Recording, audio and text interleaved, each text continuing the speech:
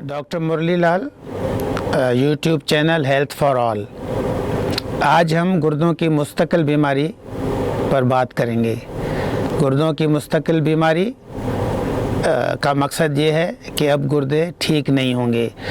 गुर्दे की कुछ बीमारियां आर्जी होती हैं जिसमें गुर्दे ठीक हो जाते हैं, जैसा कि अगर गुर्दे में पथरी है और उसने गुर्दे को बंद किया है, पथरी निकाल देंगे, गुर्दा ठीक हो जाएगा, बेहतर हो जाएगा। या कुछ बीमारियां ऐसी होती हैं जैसा कि बहुत ज़्यादा दस्त लगे हों और गुर्दे मुतासिर हों, वो एक्यूट रीनल फेलियर कहते हैं या गुर्दे की आर्जी बीमारी कहते हैं, वो भी ठीक हो जाती है। मगर मुस्तकिल बीमारी में गुर्दे ठीक नहीं होते। उस मरीज़ को डायलिसिस की ज़रूरत पड़ती है और गुर्दे की तब्दीली की ज़रूरत पड़ती है। बड़ों में सबसे अहम जो इसका सबब है वो है ज़ियाबतीस, शुगर की बीमारी। अगर ज़ियाबतीस को हमने कंट्रोल नहीं किया, उसका इलाज नहीं किया और शुगर काबू में नहीं रखी तो फिर गुर्दे मुतासिर हो सकते हैं। और दूसरा सबब ब्लड प्रेशर का ज़्यादा होना भी है, वो भी गुर्दे की ख़राबी का एक सबब बनता है। और पथरी की बीमारी भी एक सबब है गुर्दे की मुस्तकिल ख़राबी का।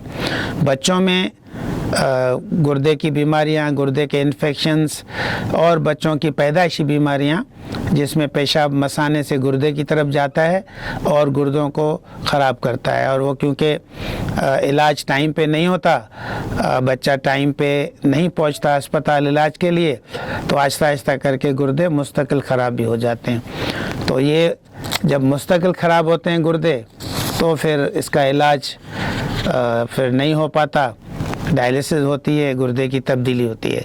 क्योंकि मरीज़ देर पहुंचता है अस्पताल में, गुर्दे छोटे हो जाते हैं तो बायोप्सी भी नहीं हो पाती, वरना बायोप्सी से जो असबाब हैं गुर्दे की ख़राबी के उनका पता चलता है। अगर बायोप्सी भी नहीं कर सकते, गुर्दे सिकुड़ गए, तो फिर फ़ौरन डायलिसिस और उसके बाद गुर्दे की तब्दीली।